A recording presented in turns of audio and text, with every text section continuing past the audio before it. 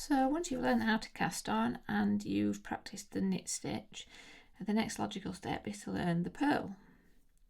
So I've got, as with the knit stitch, you've got the working stitches in your left hand and the empty needle in your right. And this time we're going to put the needle tip in from right to left. So we're going down into the stitch. And this time we're going to cross in front. So we're still creating the cross of the needles, but this time it's in front.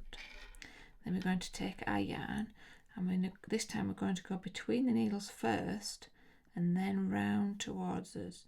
Hold it against your needle, slide the needle tip through, and this time we're going to push the tip towards the back to push the loop through, and then slide that gently off the needle tip. So we're going in from right to left into the front of that loop.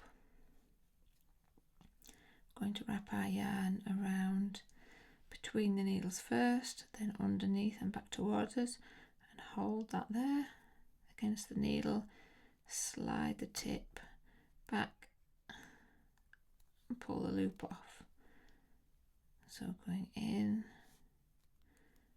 around, hold the yarn and slide it through.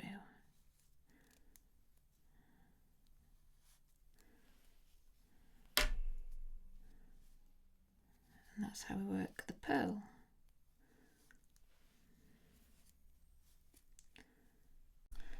So once you're comfortable working the purl stitch, holding the yarn against the needle, if you want to make it a little quicker, you want to tension the yarn. So I like to wrap it around my little finger and then weave it up and between my other fingers. Now you want this finger quite near the edge, and you can then flick your finger to make the purl and use your other fingers to hold the needle, so you're not having to let go each time, and that will make your purling a lot quicker and easier.